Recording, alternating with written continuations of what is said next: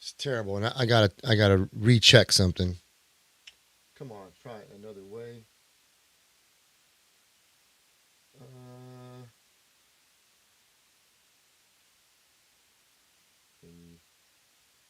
Hold on a second, y'all.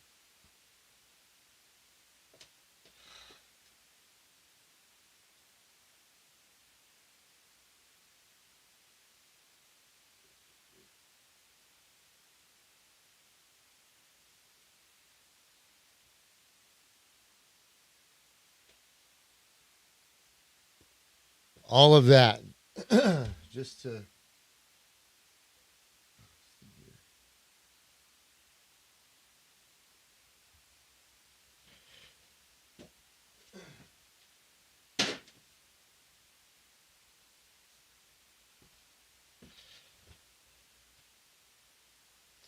There's so much to do when you're trying to do one simple thing. It's like, come on now. Hold on a second. I'm trying to simulcast to TikTok, YouTube, and I know everyone hates it, but Facebook. And I'm sorry, but that's just the way it is right now. There it is. There's my live. I got one person watching. Click to expand. Facebook. All right, so turn the volume off. All right, so I got a lot going on here. I got my Mac freaking Bluetooth to my board. I'm running. I'm trying to run 3 different cameras and a screen. So I don't know if it's even gonna work. But hold on a second. Let me try something. All I care right here on Facebook is. Okay, so now I gotta switch. I gotta set up the cameras here. Switching sources. I don't want this source. Let's do intervals. 15 seconds. So what I just did is I changed the camera. Hold on a sec. I can't go live and I can't even start till there's about 1,000 people on the TikTok page. I'm gonna wait. I need about 1,000 people. I just don't even start when there's less than 1,000 people watching me on TikTok. It's a waste of my time. It's a waste of my time. I'm gonna start when there's when there's 900 people, maybe 900 people. I don't start with less than 100 people on my TikTok page. I don't start nothing. Maybe 50 people. When 50 people log into my TikTok page, maybe I'll start at 50 people. Maybe 20 people. If I get 20 people in my room on TikTok, okay, but that's good enough. 6 is fine. Brothers and sisters, coming from his studio located in the great state of Texas, the undeniable, irresistible, bearded mic slinger, the hardworking man himself, Linwood Presley King.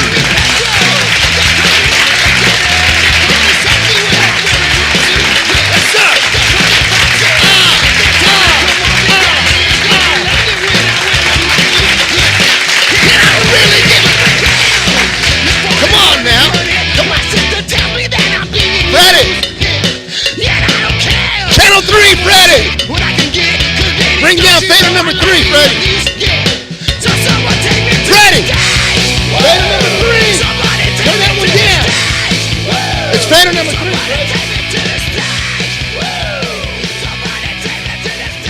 Freddie! I'm sorry, y'all. Freddie! It's fader number 3, bro. Fader number 3. I know you're volunteering your time for me, brother, but it's fader number. Every time we do this, you get it wrong. It's fader 3. I know. Listen, it's gonna be all right. Just tomorrow when we do this, fader 3. All right, y'all give it up for my buddy Freddie, y'all. Come on, Freddie. Freddie's a good man. I know you should be home with your wife and kids, but you're here with me, so just let's have fun. All right. Good morning, y'all. I've been having such a great weekend. I want to say thank you to everybody that was watching me live streaming, that was at my performances. There was maybe 5 of y'all, but it's okay. Now you don't got to. Thank you for that. I appreciate that. But it was a good weekend. I performed in San Antonio on Friday, and then I performed in San Antonio on Saturday, and then I performed in San Antonio on Sunday. I know. San Antonio is a big city. I'll say it like this. I performed in Midtown I performed in you gotta do it like I performed in what's that little town, Cibolo, and then I was in Leon Valley, Texas, and then I was in San Antonio, Texas. That way it sounds like I was out traveling around. You know what I'm saying? Because musicians like to travel, people. That's just the truth. That's the truth. They like to travel. We like to we don't like playing in the same town because it kind of, it makes I speak for myself. It makes you feel bad when you're not on the road, but it's okay. It's all right. I had a really good weekend though. I played Friday night here in San Antonio at Tommy John's bar. Tommy John's is a great place. They're good people, man. I played there. It was fun. Played with my band, The Revival. And then I played Saturday, was really cool. I was downtown at the Hemisphere Park, and I was performing with, it was just by myself, but it was on the Coffee Fest. Coffee Fest really isn't very good for me because when I drink coffee, it just comes right out. I can't even hold it. I'd be sitting there playing and I got to go to the bathroom. But the Coffee Fest was really cool. I need to give a shout out to Matt Wolf and Noah Peterson and my buddy Neff Hernandez because they always thank God for them. If it wasn't for them, I'd be broke right now. So they're really taking care of me. So thank you guys. You're probably going to catch the stream later. But real quick, let me adjust this. I feel like my voice needs to be a little louder. So I know I'm deaf. Listen, when you play rock and roll as hard as I have the past 2 decades, you kind of lose your hearing a little bit. And I was performing the other night, and listen, when I have a lot of gear, and I don't buy it because I want to. I buy it because I need it. I need to have a loud guitar amp, and I need to have loud monitors so I can hear myself. You know what I'm saying? If I can't hear myself, people, then I can't sing in key, and I can't hear my guitar, and I got to have all that stuff working. Because if it's not all connected and working together, I can't. And if you're a singer, a musician, or a guitar player, you understand this. That's why you got your gear. So I was playing the other night, and my guitar player, Maclovio Perez, he's an amazing guitarist, and he was my A&R rep when I was with Gibson, and I kind of like to think I still am with Gibson, but COVID changed a lot of things, people. I don't even talk about it. I'll start crying. But anyways, my buddy Mac now, he's playing with me, and he was asking me, Linwood, why you need your guitar so loud? And I said, Mac, it's because I can't hear it. Doesn't that make sense? Does that make sense to you? When you can't, right? It does. When you can't hear your guitar, it's hard to. I got to hear my guitar. So that's why I have monitors. That's why I have a PA system. And I got in-ear monitors. I know I can use, I got these nice, they're pretty, they're good. These are good in-ear monitors. They're pretty, they're nice color. I like them. But I need to wear them. Sometimes when I play live, though, I want to hear my guitars and the amps coming at my face and feel it coming out from underneath me, not just in my ears, because it takes a minute to get used to having in-ears. If you've never used in-ear monitors, it takes a little while to get used to it. So, but I like having my stuff loud, and I started to think about it, and I'm not offended by what he said, because he's my friend. He can tell me your guitar's too loud. But my answer back is I can't hear my guitar then. I mean, if you're a singer, right, or you're a guitar player and you're trying to hear yourself, You gotta hear your guitar. It was Coffee Fest. I got my Facebook going on. What's up, Ronald? Good morning, Gus. Good to see you, brother. So I'm on my Facebook right now, and I realize this: us older cats like to hang out on Facebook. You know, we like to get on the keyboard and type it up, and read stuff. We like to read still. So I use my Facebook a lot. Facebook is a good tool. And so I'm glad to see some of my friends popping in on Facebook. I got 2 watchers on Facebook, and I don't even want to talk about my TikTok audience right now. But I'm happy with it. Y'all happy? Y'all happy? I'm happy with it. I'm happy. Here's the thing. Listen. You gotta be happy with what you get. My wife says this, and I think she heard it from the kids at school. You get what you get and don't throw a fit. And I thought that was I'm going to write a song with that. You get what you get and you don't throw a fit. You just got to keep rolling.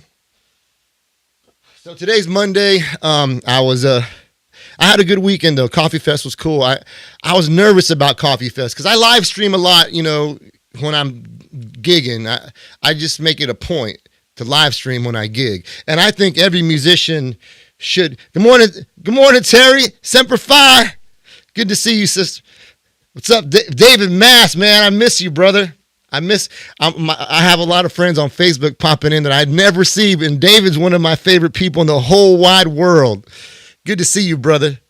But let me get back. I think here's my opinion on this. Every musician should be live streaming. You have to be live streaming. You have to. Not that it doesn't matter. I mean, I guess in the grand scheme of things, you don't want to live stream. It's cool. But I think really my buddy David, who's the guitarist in my band, he's my friend, but he's not my guitarist anymore. I don't want to talk about it. But David would always tell me, man, the future of music, man, we got to get the live stream. Because he said this a couple years ago. He's like, we need to set up a room with the live stream and start live streaming. And I agreed with him. He's right. He was right. And again, his words ring true even to this day right now. That you have to take advantage of the opportunity to be able to put yourself out there. And the only way you're going to get that opportunity is if you're making waves yourself. You're getting out there, you're getting on the road, you're playing your rock and roll, and you're getting out there and attacking it, or you're going to live stream. That's the only way you're going to get people to hear you if you're not good. Like me, I'm not that good. So I got to depend on every avenue that there is to try and get my voice heard. Now, but even if you're good, you got to do it. You got to do it. I had the roughest time with live streaming. I think I put a video out yesterday. I posted a video from one of my little talks I was having the other day. I remember when COVID hit, man. And you can't blame COVID. Listen, if you're still sitting here blaming COVID, you got to, Brandon. I know. Why don't you look at, even if it's for a minute or 2 minutes, try and get that consistency going, bro, because you're talented.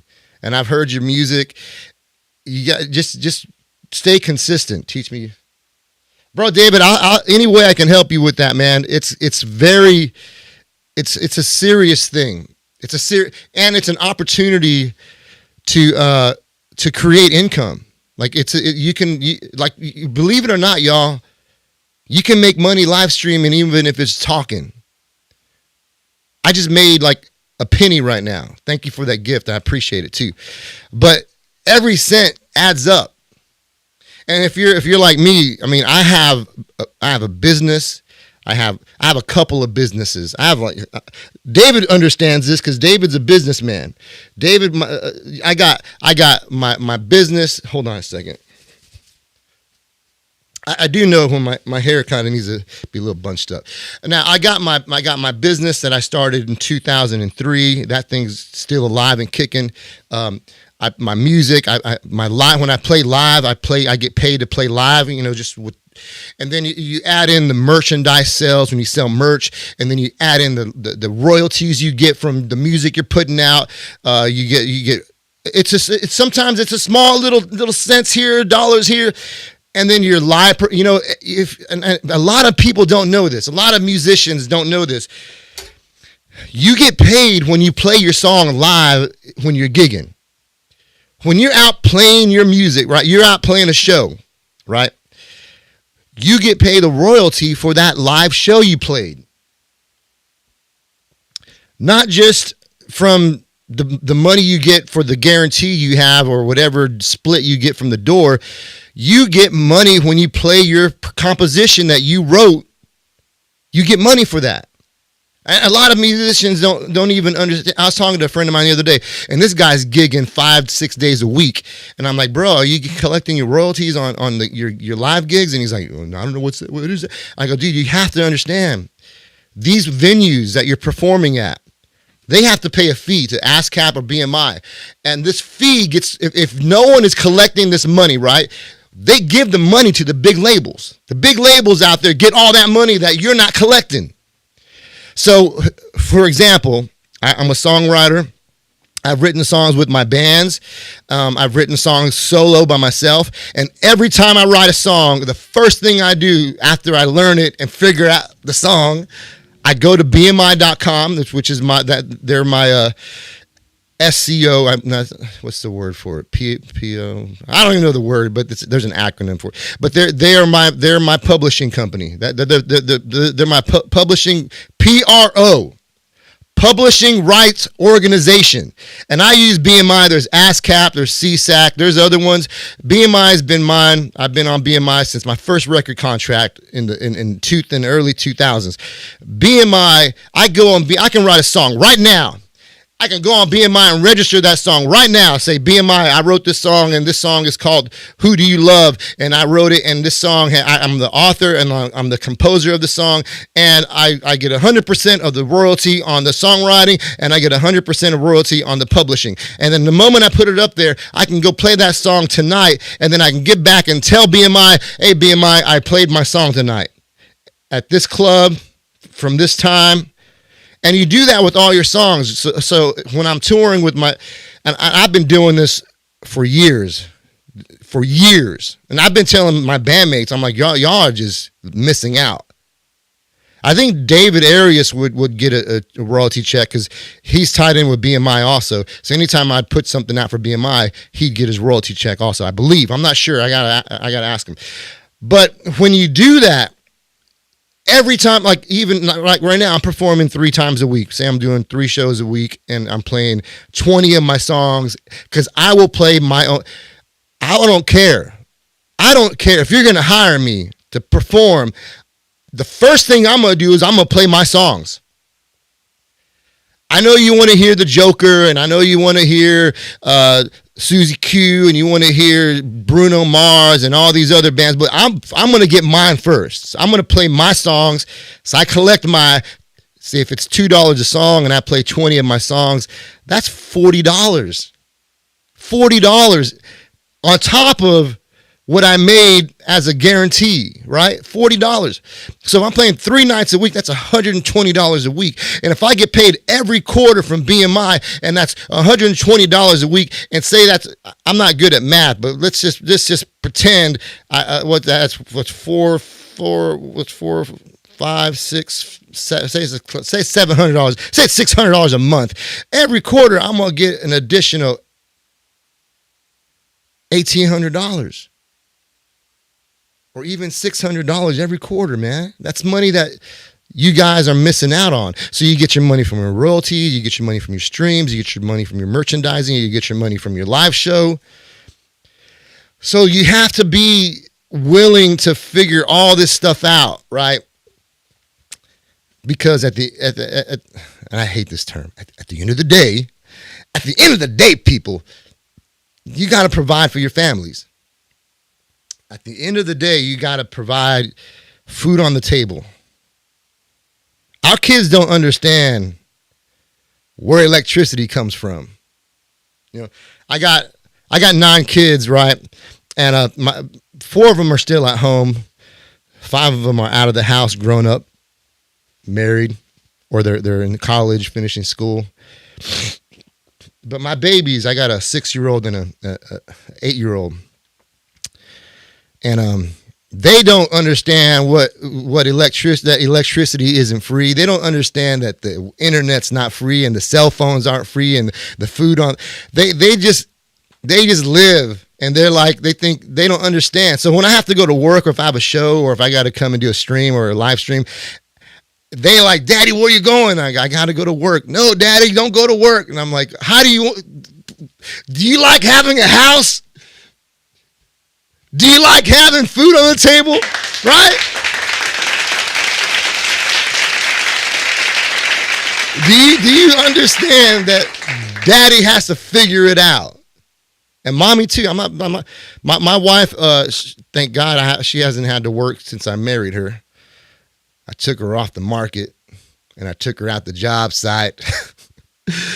And she hasn't had to work since I've been married. She worked maybe the first year, and then we had our first baby together. And then I said, "Baby, I want you barefoot in the kitchen, please." And she's been a good wife, amazing housewife, amazing mother.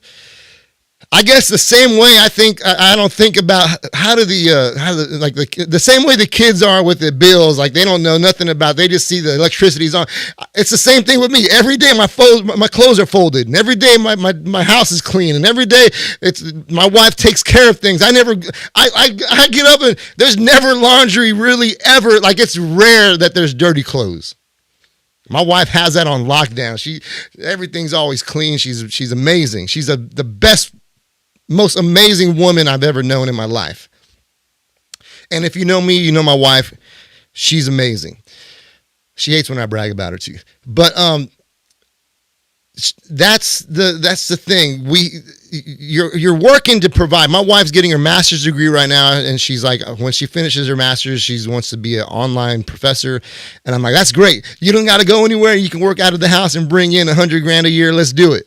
So she's going to finish up her master's degree this year, and then she wants to be a professor. And then I'm going to get Starlink on my RV, my tour rig. And then we're just going to travel. I'm just going to play music, and we're going to travel, and we're going to have a little Starlink satellite thanks to Elon Musk. And then we're going to be out there doing what we love. But there's a lot that goes behind that. There's a lot of things that are in the work, a lot of work in it.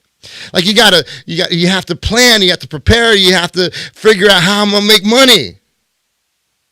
And it can be done. It can be done. Whatever your dream is, whatever you're trying to do in life. And it's not cliche, man. It's not like I tell my kids, my wife tells our kids, you can do anything. You can anything. And don't be stupid now. Come on. Don't tell me don't. Oh, I can go to Jupiter if I want to.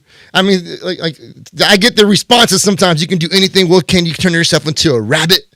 No, man. I'm saying you can do anything that you dream, like whatever dream you have, whatever passion is in you, whatever you want to strive to become, you can get there. I tell my kids, first, trust God. Trust the Lord Jesus Christ. Put your faith in God to get you there. Trust him. That's the first thing. Any person that asks me, how do you be successful? First thing, trust Jesus. That's the first thing I'm going to tell you. Trust the Lord. Because he's going to give you joy to pull you through the rough times. Because you're going to hit the hard times where you want to give up, you want to quit, you feel like just ending it all. Trust Jesus. And then I tell my kids, after I tell them, trust Jesus, I say, work hard at whatever you want to do, son, daughter, Chloe, Elijah, Carlos, Jade, Anthony, Nehemiah. I say, just work hard at it. Find what you want to do and attack it. And you gotta be willing to work at it, even if you're having to do one job, you're working full time at this job, and you're pulled over here to what you want to do in life. You gotta be willing to work and take care of the family, and then get out there and work to do whatever dream or whatever thing you want to fulfill in your life. And the only way I think, this is the only way it's worked for me, y'all. I have to believe it's a calling.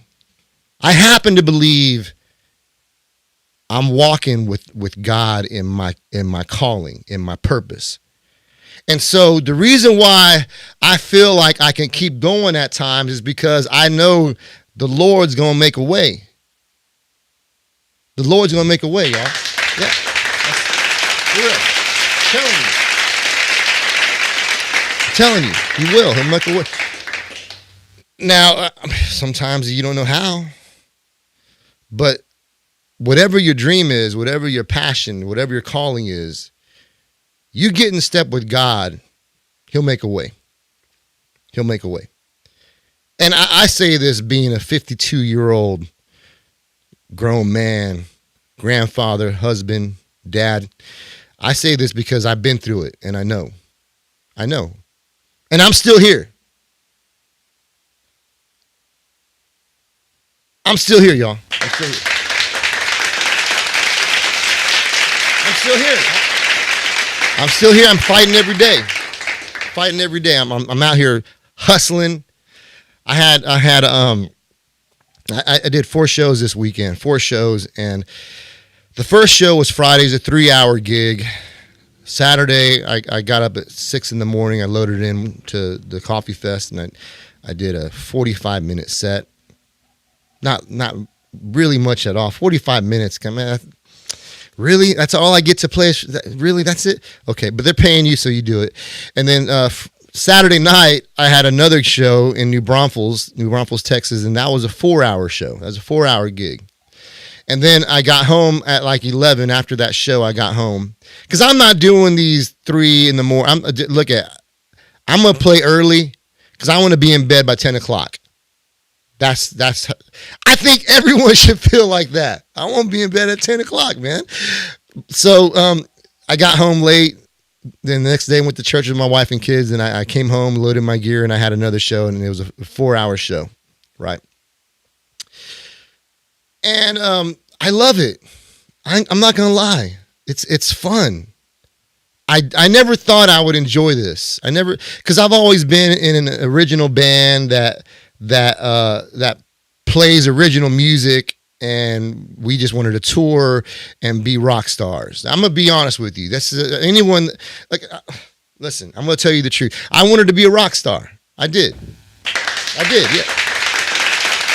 did. I'm not gonna lie. And that's what we wanted. We wanted to be in a band that played music that people loved, and not that we wanted to be worshipped and people being like, "Oh, Lenny King, come here, Lenny." We wanted to make a difference, and we wanted to, of course, we want people to know us. Everyone wants to have validation. Do not tell me you play music just because I just love to play, and I don't want people to watch me, and I hate when someone is successful at music, like super successful, and they turn around and go, I didn't even want to start writing music. I didn't even want to do this for a living. Seriously, man? You serious? You just happen to not want to play guitar and play really good, and you happen not to want to sing and sing really good, and you happen not to want to write good songs, and you write really good songs, and then you get a record deal, and then you're all over the radio, and you're touring the world, and you're making money, and you're doing what you love, and you just really didn't want to do it. I don't think that's true. But anyhow, everyone in music, validation is important. I'm going to tell you this. Validation is important. I was working with Guitar Center for many years. I worked with their corporate offices because I was part of this thing called Make Rock History back in 2008, and they flew like 30 bands from around the country. There's a contest, and someone said, "Hey, you should join this contest on MySpace," and I went on MySpace and I joined it, and I didn't even know. I didn't take it seriously. I just went on with our day because we were already touring. We were playing music. We had done a lot of stuff already on our own, and then we get this phone call, and I remember the night I got the phone call. I was sitting here in this room, and I got a call, and I answered it, and it was this guy from Guitar Center corporate office. His name was James Yao, and he's like, "Hey, this is James with the Guitar Center, man. I want to call and let you guys know that you're selected to get flown to Los Angeles, California to do this thing with Motley Crue." And I was like, "What?" And it turns out they picked 30 bands, and they flew us all to LA, and it was super cool. I got to say this. I was very appreciative of how they did this because they got 30 bands. Every one of these bands in their own right was really good because they were all independent, unsigned artists from around the country. Literally every corner of the U.S. They got 30 bands, and they flew us all to Los Angeles. And it wasn't enough that they flew us there. They literally picked us up in limousines from the airport. Every band would fly in. And if you know someone or you know anybody that was a part of this whole thing, this was 2008. It was called Make Rock History with Guitar Center, and they were going to pick one band to sign a deal with Motley Crue and 11-7 Music and their management label, and they had Gibson guitars giving them 10 grand worth of guitars, and this whole thing was it was huge. It was great. It was good. So they didn't just fly us to LA. They picked us up in limousines. Then they took us to a 5-star hotel. Like 30 bands. They did this with 30 bands. They must have had a lot of money. I don't know how they did it. But then we went to the Guitar Center in Hollywood, and each band had 10 minutes to play in front of the singer from 6 a.m. I forget his name. And then some other label executives. And it was really a showcase. And I remember we get to Guitar Center and all the bands are there. Everyone's kind of sizing each other up. Everyone's excited and everyone doesn't want to lose. And we all want this record deal. And it's like the biggest rock and roll contest in the entire world. And we're sitting there just kind of like in Los Angeles. And I'd been to LA before because I'd already been touring through the West Coast. And so I'd been there before. But this is a little different because they were really making you feel like you were something. And it felt good. Every band that was a part of that initial thing, it felt good. And I remember I was recording our Playing for Keeps album here in Texas, and we just finished recording the Ballad of Lenny King. And Spencer, our producer, had sent me the final mix of it, and we were in LA, and we performed for 10 minutes in front of the executives there. And the band that I can't say the name of, I'm not allowed to say the name of the band, I can't say it. Technical reasons are beyond my control. But my band, we went up there with something to prove, right? We went up there and we laid it all out. 10 minutes, we destroyed. I was on the ground. We just put it all out there. They don't tell you anything, but I remember we went and got our pictures taken. Oh, I have a picture right. Hold on a second. Oh, I can't. It's screwed to my wall, man, but I have the poster sitting right here. But they took the photo, and then they talked a little bit, and then I remember we got to the hotel room, and all the bands. Imagine 30 bands from around the country being in a 5-star hotel room, a bunch of musicians that are probably never going to have this feeling again, because everyone that was there felt like the sky was the limit because they were invited. There were 30 bands from around the country, and they got selected to be in Hollywood, and we had the whole floor, right? And it was like a crazy party. No one was told anything because what they were going to do is out of the 30 bands, they were going to pick 6 bands to come back. And the 6 bands were going to play in front of Motley Crue at the Whiskey A Go-Go. Hold on. Look at this. I just this is such a good memory for me that look at this. This literally is the lanyard. This is right here is the freaking lanyard for that event. I don't know if I can see it. It's hard to find the camera. It keeps changing. My camera keeps changing, but this is the lanyard, right? So every band that was there that night just was excited. You felt a buzz in the air, but then you also had this fear that you weren't going to get selected. And I remember I don't party. I'll be honest with you. I don't party. I don't drink. I don't do drugs. I smoke cigars. But I went to bed. Everyone else was partying there, and I went to bed. And I remember laying in bed, and I got the email with the file for our song that Spencer just finished mastering. And I'm laying in bed, and I start listening to the song "Ballad of Lenny King." It's called "Crossroads," the battle. And I'm sitting there, and something clicked in me. Like it was like this song sounds so good. That moment I was laying in bed in Hollywood, California, in the dark, with headphones on, listening to a song I just recorded in San Antonio, and my producer sent it to me, and I'm laying in bed, and I start to cry. I'm just sitting there and I'm crying. So I'm like, man, this is surreal. This doesn't feel like I don't deserve to be here. And I was going, all these emotions were going through my head. Well, I get a phone call later on that evening, and it's James again, the guy from Guitar Center, the corporate guy. He's like, hey, Linwood, you can't tell anybody this, man, but we're only calling the 6 bands that got selected, and the band you can't say the name of, your band was selected, and you're coming back to LA.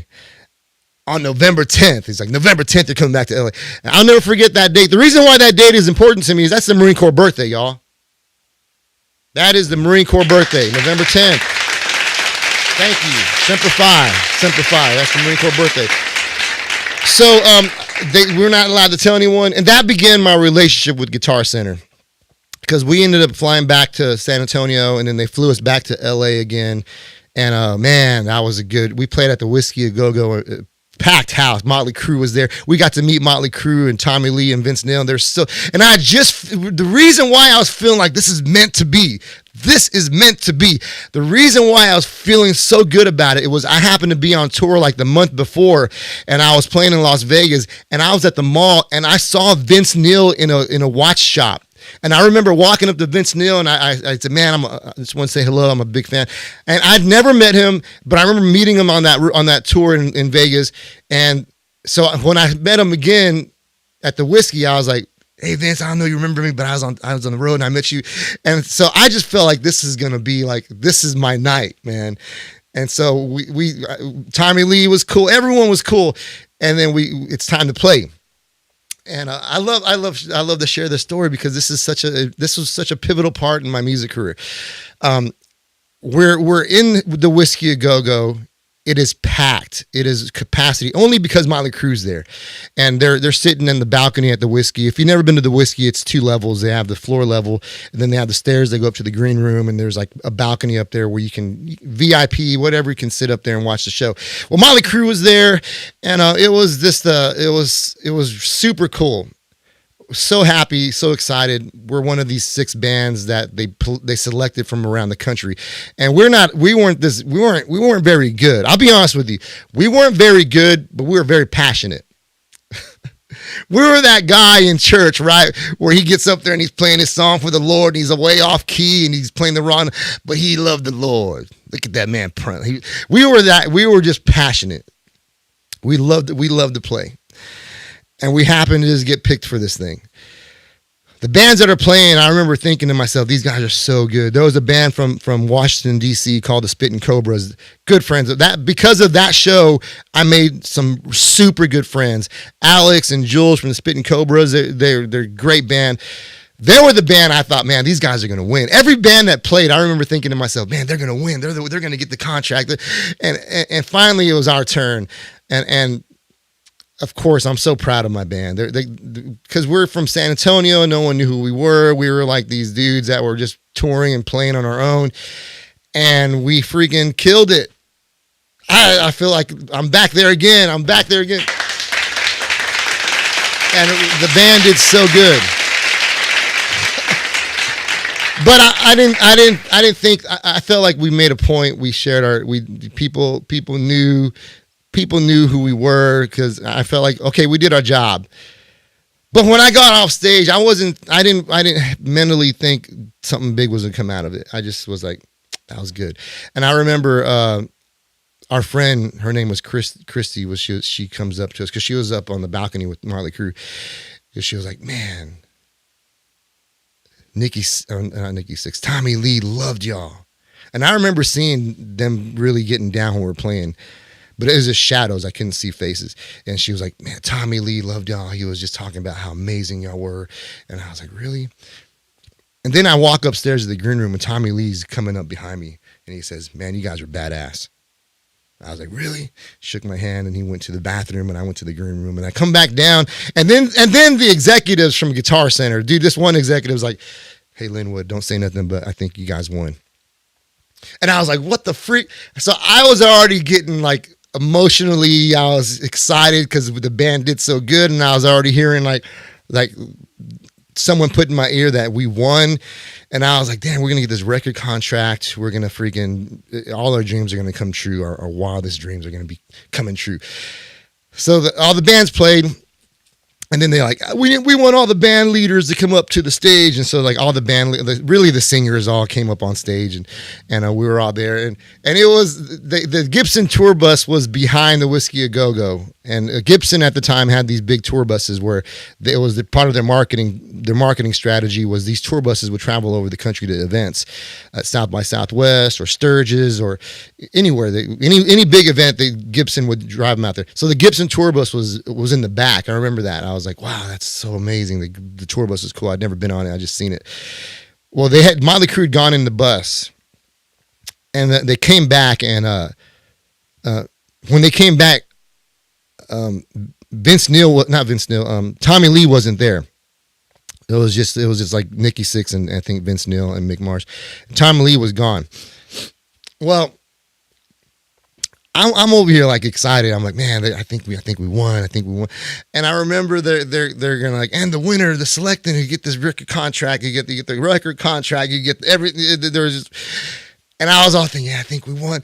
And they announced the name, and it wasn't us. It was not us. And I remember being heartbroken. I was like, dang. But let me tell you something. I was heartbroken.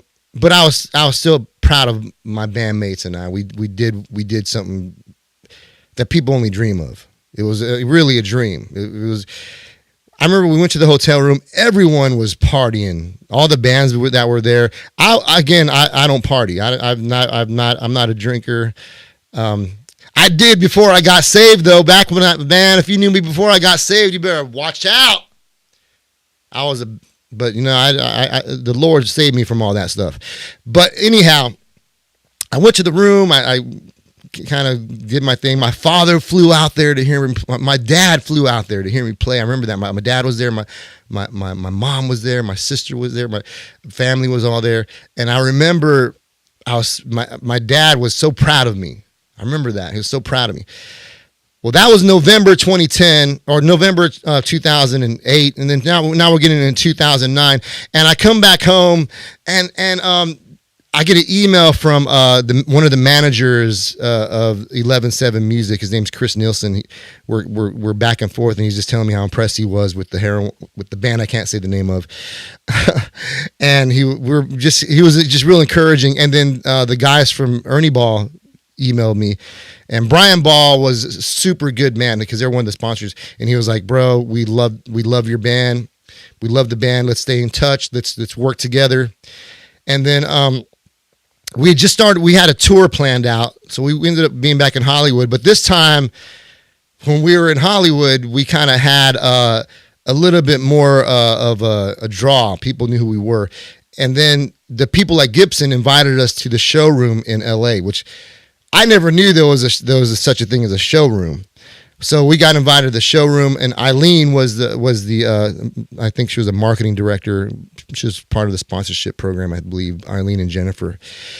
Eileen invited us there. This is crazy. You get to the Gibson showroom. It was in Beverly Hills at the time, and you're so blown away. They have like a glass piano, and they have every guitar you can imagine, and they have a little stage, and then you can have all these free drinks and food. And Eileen was so kind. She was they were doing photos, and then she's like, "Y'all want to take some guitars with y'all?"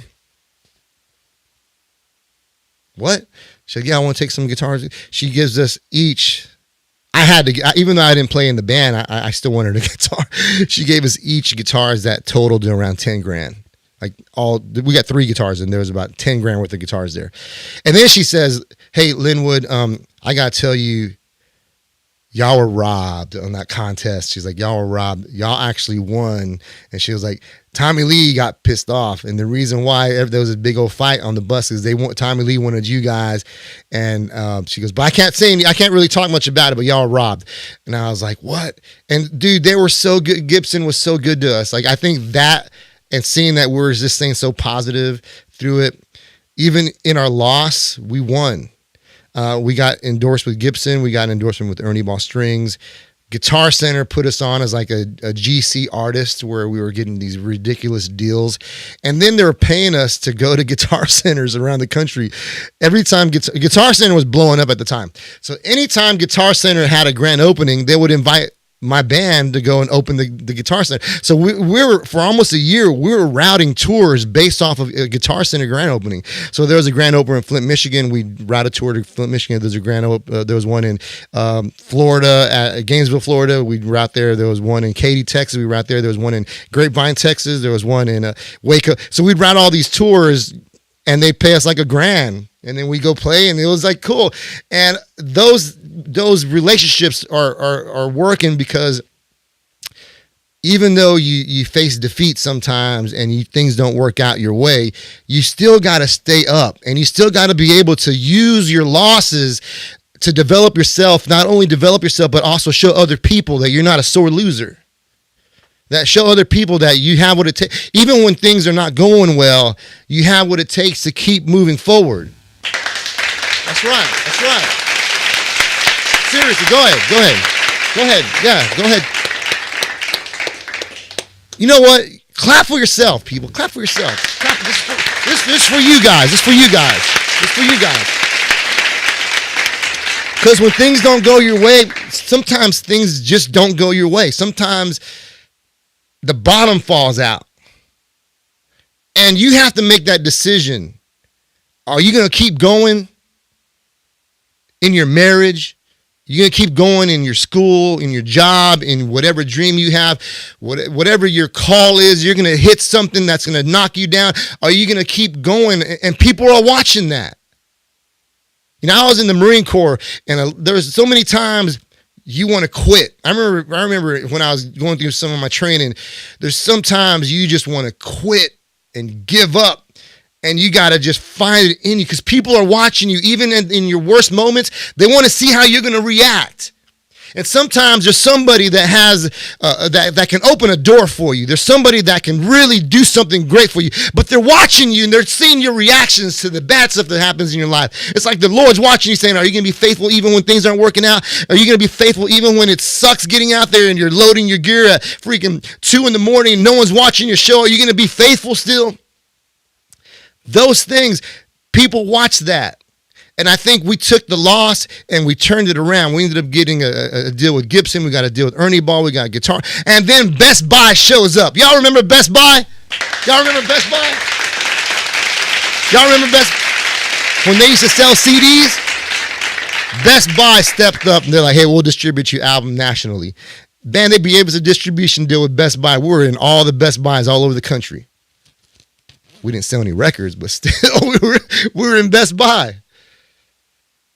So those connections, man, those and I know I got way off track, but those relationships, people, are important.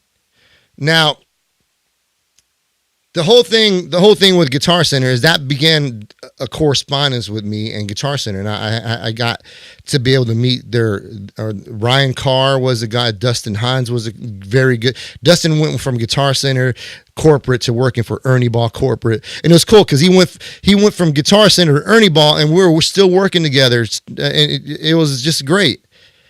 But I was throwing this idea out to Guitar Center. I go, we need to come up with a plan to help working musicians. Because working music, like everyone thinks just because you're a musician, you're out to get famous and you're out to make a ton of money.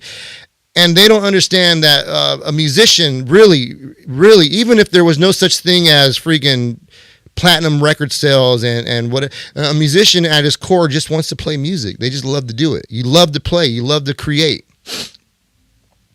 And so I was talking to Guitar Center corporate. I think I was talking to Ryan Carr is his name. I was going back, and Dustin. I think it was both Dustin and Ryan. I was like, we need to come up with something with the Guitar Center where you not only do lessons, but you teach musicians how to work.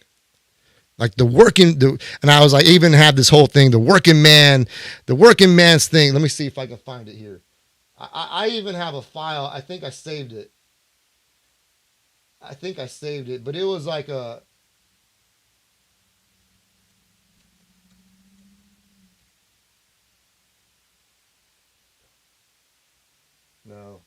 see here.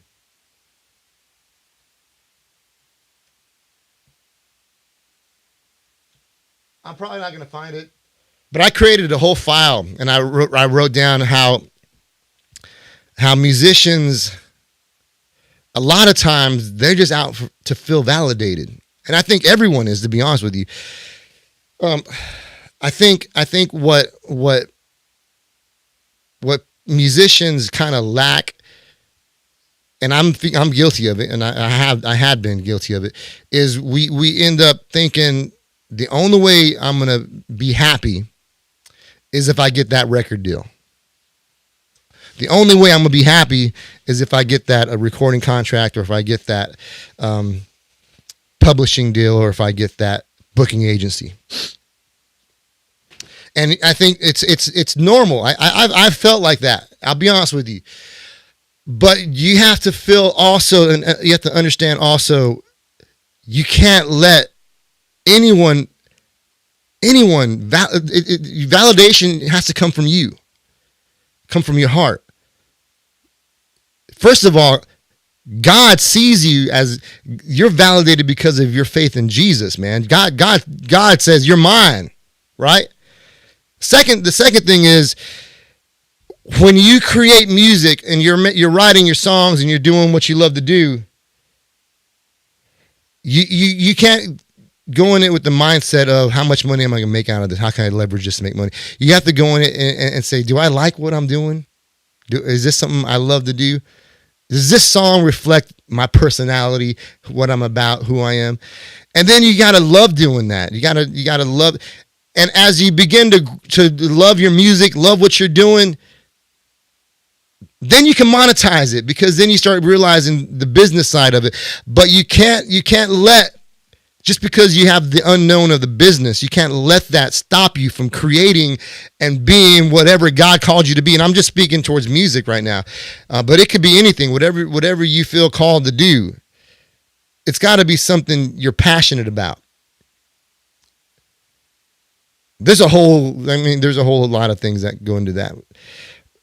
But you have to really, really love it to the point, and as I said this before, because I know a lot of musicians, man, and a lot of musicians are so freaking arrogant. I'll be honest too. I'll be honest about that. Musicians are so arrogant.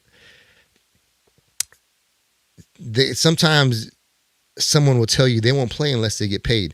And I get the sentiment. I get it. And I understand that.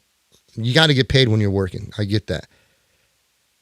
But music is the only type of work you can do, really, or the arts, any type of creative art. That's really the only type of work you would do because you love to do it. You do it for free. Man, I love playing music so much. I'll do it for free. I'll go out, give me an audience, and I'll light it up. I just love to do it. But man, you can't tell me, man, I love doing roofs so much, man. Give me someone to show me. I'll go do that whole roof for free because I love roofing houses so much. That's different, because maybe you love roofing so much that you would roof a house for free. Or maybe you love digging and you're passionate about digging dirt. You'll go dig dirt for free. I've never met anyone that will do that unless you're helping somebody out and you're hey, I'm going to donate my time. I'm going to help you out. Let's go dig that ditch. But no one's going to get up there and say, man, I'll go dig a ditch for free. I just love to dig. Now, I play for free. Now, I'll play music for free because I love to play music. That's a difference. Like someone was telling me, man, musicians got to get paid to work. I understand that. But if you're a musician or an artist and you're not working for free to start, how are you going to develop?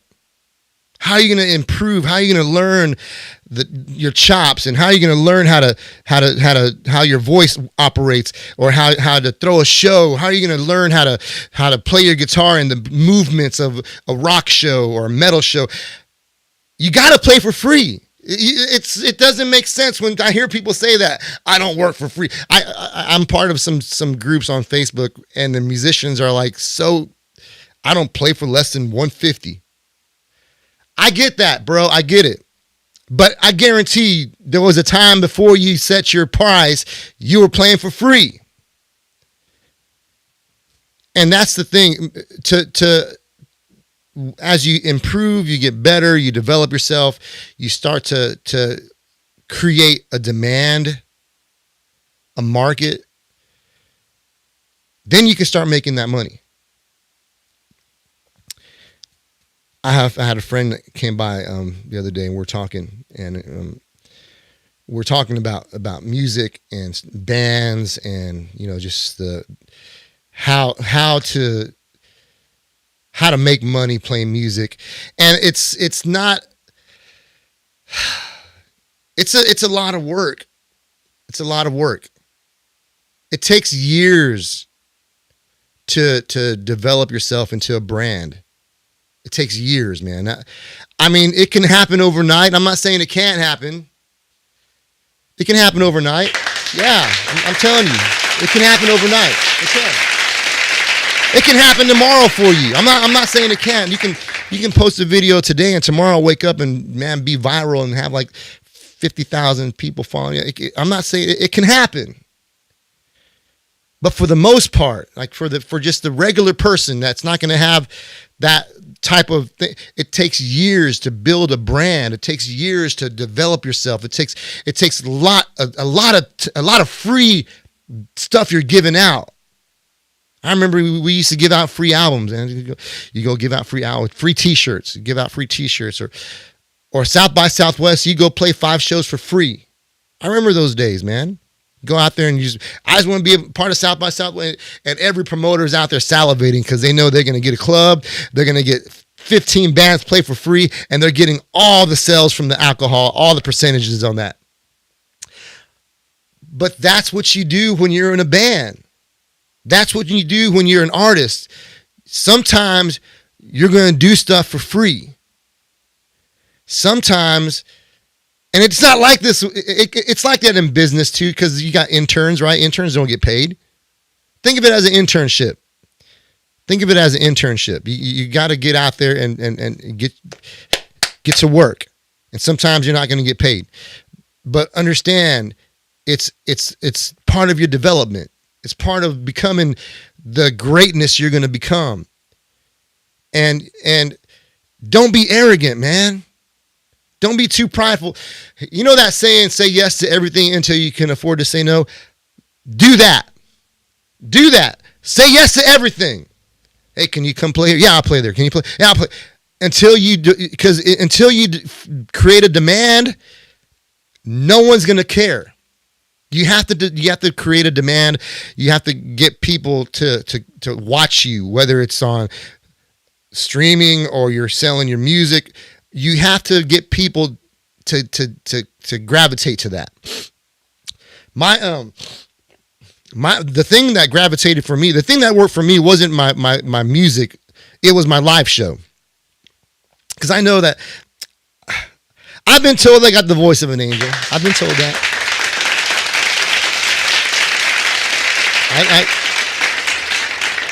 I've been told that. But I know I don't. But the live show would draw people to that was capturing people, and people were, man, we'd sell merch. People would just be literally. I mean, I don't mean to brag, y'all, but I know. Don't let this white hair fool y'all. Listen. Don't let this white hair fool y'all. I was a young man once, and I used to throw it down really hard. And but that was the thing. I remember when we first signed my first major record deal, major for me anyhow, was with Universal Executive Music Group Fontana. And I had presentation is so important. And every time, the way my outlook to this was, anytime I wanted to present my music, the live show was the most important thing, because people aren't going to necessarily just pick up your record or stream your music. It had to be the live show captured and captivated people, and then they'd go to the merch table, then they'd buy your merch, and then they'd follow you on social media, and then you start building this momentum. So for me and my band, it's always been the live show. The live show. You got to people have to, when you're done performing, people have to be either in shock, in tears, or in awe of what they just witnessed. And that's how we approached it. And I remember when I was I set up a meeting with them, right? I was like, I'm going to get this record deal. I don't care. And I was doing everything I could. And I the night before, I set up a meeting. They're like, yes, we'll meet with you in Dallas, Texas. Come to Dallas, Texas. And I'm in San Antonio. And they're like, come and pitch us the band. And imagine pitching your band. It's like pitching your business. You got to get there with the plan. So what I did the night before, I got on my computer and I made this beautiful, man, it was like an EPK press kit. It was awesome. And I spent all this time, man, I made it so good. I might have one, but I have to look for it. And I made this, and I drove out to Dallas, Texas alone. I drove out there alone in my Ford. I had a Ford F-150, old pickup truck. And I drove out there and I met with the executives and I gave them the recordings, and we're in their offices, and it's like you would imagine. They had a real nice office, and I was sitting down on a sofa, and they had a big old TV, and they had their people in and out, and the main executive, his name was Joseph Cap, and he was listening to the music, and he was just like. He wasn't really getting it. I don't think he liked it very much, to be honest with you, but. He went ahead and was like, listen, I hear a lot of good things about y'all. I've had a lot of people tell me how good you guys are. I'm going to go ahead and do this deal with you. And we got this deal. I came home. I told my bandmates and we got the deal. But for almost a year, we were just touring, and they re-released our Playing for Keeps album. And for almost a year, we were just touring, and we were getting flown back and forth to LA to meet with Jay Baumgartner and to work out music. But we weren't really focused on getting the music. We're writing music. We were just touring, but we weren't packaging on tours. We were just touring like we'd always been. We were headlining our own tours. And one day we got and we played this festival, and we happened to open for Clutch, and Clutch. Neil gave me his number. I was like, Neil, you crazy to give me your number, bro, because I'm going to text you and call you. So Neil gave me his number. He's like, hey, I want to put you on a few of our shows on this tour. And I got a hold of the agency group, and we're back and forth. We negotiated a deal, and we went on some tour days with Clutch.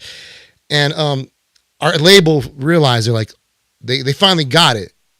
The recordings were good. They weren't terrible. They're good. People like them. But the live show was like electric, man. It was like fire. Is that what the kids say nowadays? It was good. And I remember we were in Los Angeles, and my one of the executives was like, I think I get it now, man. People need to see y'all live to really understand what you're about. And I was like, yes, that's what needs to happen. Now let's package a tour, put us on tour with Clutch. I want to do, and we were like, freaking get us some tour dates.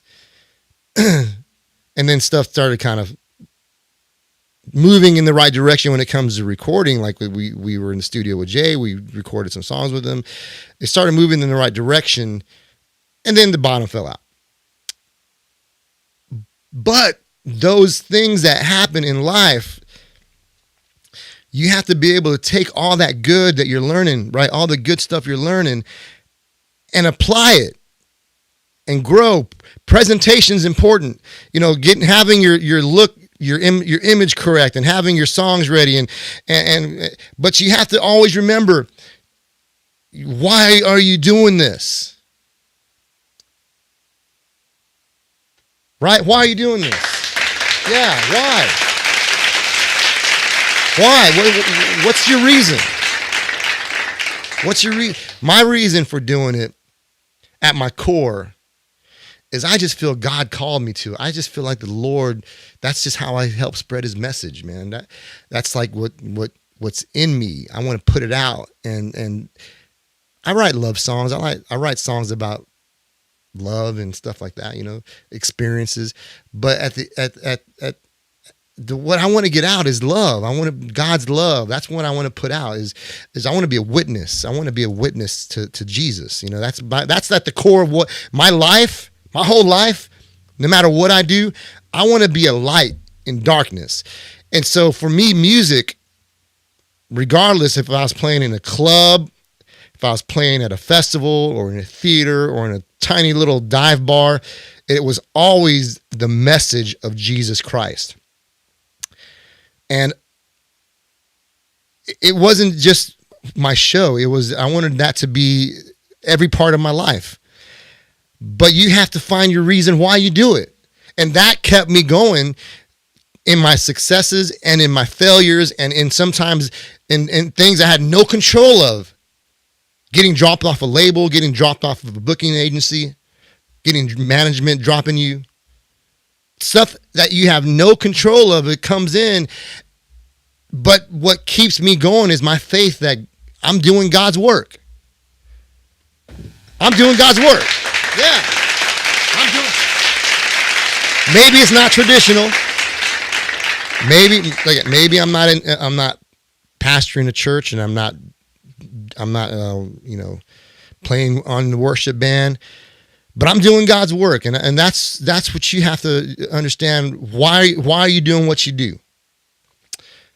Because you're gonna, if you feel like you're where God wants you to be, you're gonna have joy and fulfillment.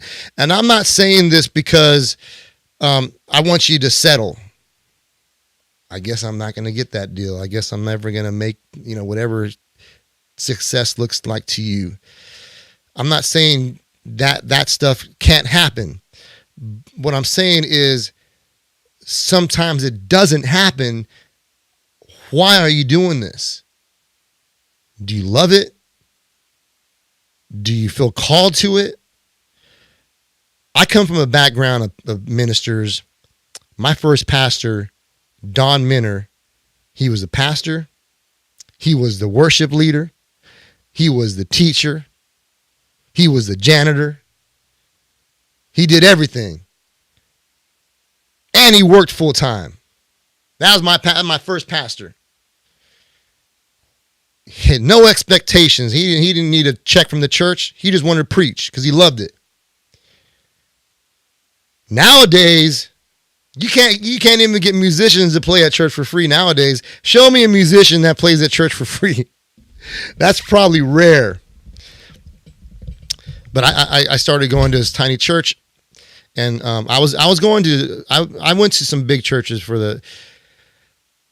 It's funny, when my music career really started shooting off locally, and pastors found out I was a Christian, they'd make their way to my shows, and then we'd become friends. Of course, I'm friendly with anyone that approaches me, but I was getting invited, and I would attend some big churches where the pastors were rock stars and the musicians were freaking rock stars, and production was super high, and that was his job, was a pastor, and the guitar player had his job, and so for a few years I was going to these mega churches, these big churches where these guys were full-time ministry, which is great. Nothing wrong with that. Nothing wrong with that. I'm telling you, there's nothing wrong with that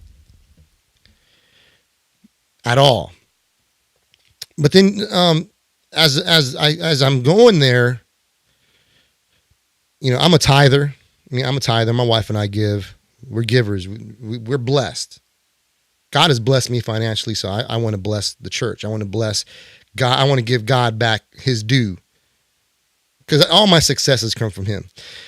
And but we're going to these big churches, and we decided to visit a very family. My life is so complicated, y'all. If I tell you how complicated my life is, you'd tell me I need to put it in a movie or something. But we started going to my kid's grandpa's church, and it's tiny. I mean, the churches I was going to had like 1,000, 2,000, 3,000 members. This church had 15 people in it. Grandpa was preaching, playing guitar. He was doing everything, cleaning, janitor. And it made me feel like I need to be here with him. I want to be there. Not to be involved in ministry. I don't want to be on stage preaching, and I want to be playing guitar on stage. I don't want to do that. I do that enough. That's my job. And I love my job. I love that. I don't want to. I know me. I'd get in there and I'd make it a show. All right, you want me to preach? I'm gonna start, and I'd make it a show, and that's not what the Lord wants. So I'm happy sitting in the pews and receiving the Holy Ghost and the Word and tithing and supporting the ministry. But he works full time. And I'm saying all this to tell you guys, don't get so freaking arrogant to where you're like, I can't do that unless I'm getting paid for it. Because sometimes if it's art, if it's your passion, you're not going to get paid for it sometimes. Until you grow your brand and you grow your demand and people want to come see you and they want to buy your merch and they want to buy your records and they want to stream your music. You can't sit there and be, I need to make $250 a night per band member. I play in a cover band right now. That's my main money right now is I'm playing cover songs, half originals, but I'm making money, right? That's hard to do sometimes. And then bands that musicians that are like, I'm going to play for $300 a night, and that's going to be what you're stuck at. And I had this conversation last time I was on. If you want to grow your brand, if you want to grow your business, what are you going to do to help me grow my business? If this is my outlook now as a musician. If you're not going to partner with me, right? Because there's times where, I still sell records. I have music, and I'm going to be on tour again, and I'm going to play shows. And some of them are going to be like, I'm going to get paid $1,000 to play. Some of them I'm going to get paid $500 to play. But where are you at with me? Are you here's the question you got to ask. Are you my hired gun, or are you my partner in this business?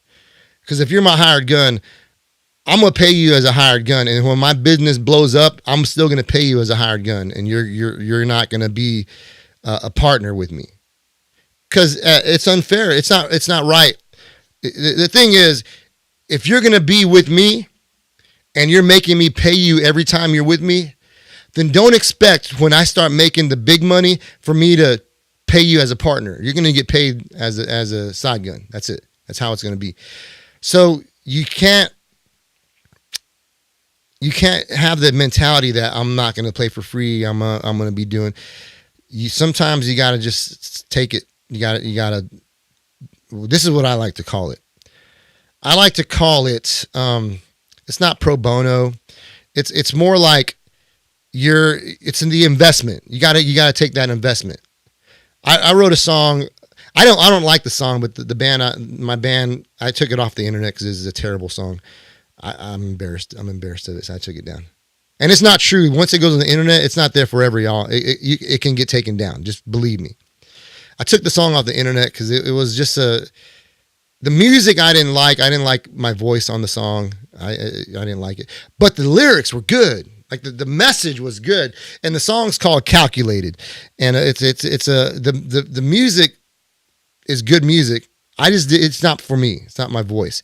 But the lyrics were just, they were right on. And it says, let's get it straight. I don't work for free. I forgot the rest of the song. But the idea was it's calculated. So even though you may be working for free now, you're going to calculate that into the big picture. Example, I got invited to play this event, and there wasn't no payment involved, but there was a lot of people. And I know you're going to be like, oh, you're going to do it for exposure. You know something? Yeah, I am. And I have. And it's paid off for me. Don't be that guy. Because you know what? If someone's going to give you the opportunity to play in front of 3,000 or even 500 or even 100 people, but you got to donate. You got to kind of donate that time. Think of it as an investment. You're going to invest that time to play for 30 minutes in front of a packed house. So you have the opportunity not only sell records to a new audience, but also maybe impress the headliner enough to say, hey, next time I'm in town, I want them with us and I'm going to pay them more. But those are the things you do because you love to do it and you believe in it. If you don't believe in yourself, right?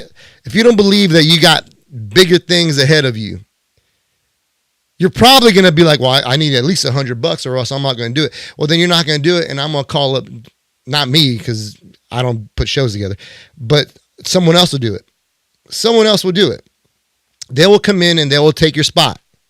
Because like anything else in life, in business, or in life just in general, there's always someone that wants what you got. There's always somebody that's right behind you wanting to take your piece of your piece of land, whatever your territory. It's for real. At work, there's someone eyeballing your job. They want what you got. They want that job. At home, there's somebody looking at your wife going, man, I like that woman. They want what you got. There's somebody, you protect it. And also remember, sometimes you got to invest in yourself. Meaning, take that risk. You may not make money right now, but if you really believe you got something that's going to make people say, wow, I want to support them, then you're going to have to do it for free. You're going to have to do it. And don't tell me you won't, because then you're not going to make it. If you're not going to do it for free, then you're not going to make it. Because when you love to do something, you do it for free until you get so good at it. And then you're so good at it, you want to do it more because you want people to watch you. You want people to say, wow, that guy's good at it. Look how hard he practiced. And you put yourself out there, and sometimes it's an investment. What was that Super Bowl? He didn't get paid. He had to pay to get on that. Kendrick Lamar, they didn't say, hey, Kendrick, we want to book you. We'll give you $10 million. No, he paid to get on that. They didn't pay him. He paid the NFL to get in that halftime show. That's how it is. But look at the exposure he got. Look at the amount of money he's making back off that investment. Don't tell me you're not going to play for free. Sometimes you got to pay to play. Sometimes you got to pay in sweat. Sometimes you got to pay in money, in time, but you're going to pay somehow.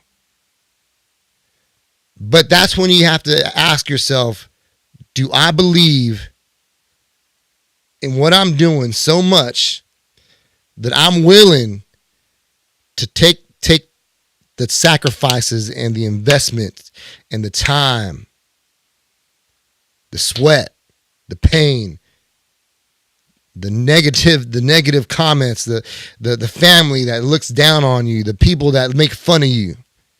Are you willing to go past that? That's important. Are you willing to deal with people laughing at you? Because they are. They're gonna laugh at you. They're gonna think you're a little crazy. But you have to, in your heart, do you feel that? And I feel that. I feel like that. I've always felt like that.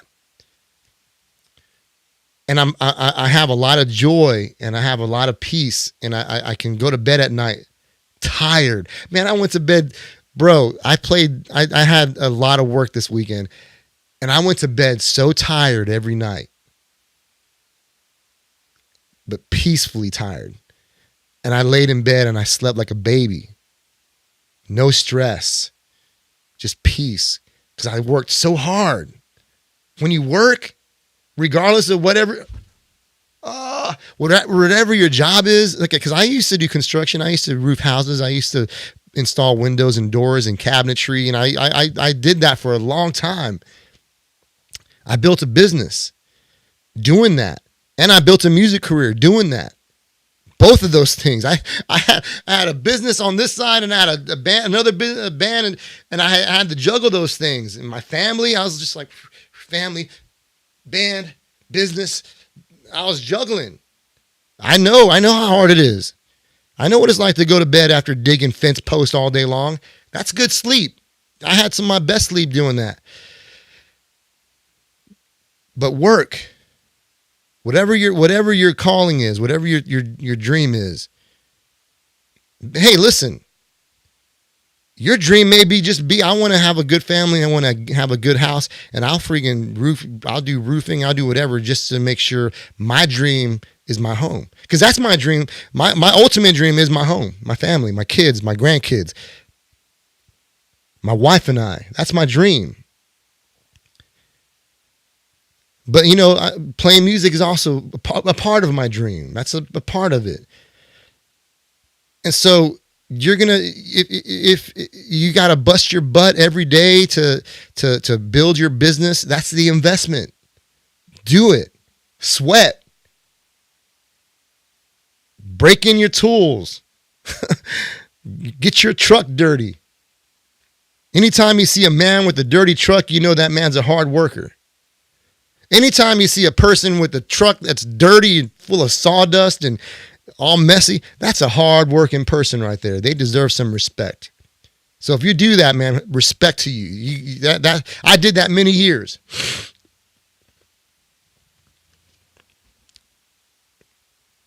Man, I've been in here for a minute just ranting. But I love you guys, man. I hope whatever you're doing today, first of all, you have peace with God. I hope that you have peace with the Lord. I hope you have peace at home. I hope your family, you and your wife aren't fighting, you and your husband aren't fighting. I hope that you and your kids are getting along. I hope there's peace at your house. And I hope that you feel fulfilled and validated. Make someone else feel validated too. Do that too. Make your husband or make your wife and make your kids understand and feel like you value them and they're validated in your eyes. Do that for them. Right? Do that for them. They deserve this. They deserve this. All y'all deserve this. All of y'all deserve this. Because sometimes life is hard. Sometimes, I must say, it is. It's been hard for me. Sometimes life is hard, but listen, trust the Lord. If you've never given God a chance, give him a chance. Trust Jesus. I'm just saying, just trust God. I hope you have peace in your house. I hope you have peace in your life. I hope that if you're behind on your bills or maybe you're going through a financial struggle, I hope you just know God takes care of the birds of the air and he takes care of the flowers in the field. He's going to take care of you. I hope whatever need you have, it's met. If your car's messing up, I hope it gets fixed. I want you guys to succeed at whatever you do. And I love y'all. I gotta roll because I gotta do I've been on this thing for almost 2 hours. I gotta do my taxes. I finally got all my 1099s in, so I gotta get my taxes done. A lot of work to do, people. I gotta practice. Hey, practice, y'all. Get out there and practice. God bless you. I'm gonna roll out with this. Brothers and sisters, thank you for joining us. And until next time, be good to each other and work harder than you did yesterday. LBK out. God bless you guys. I'm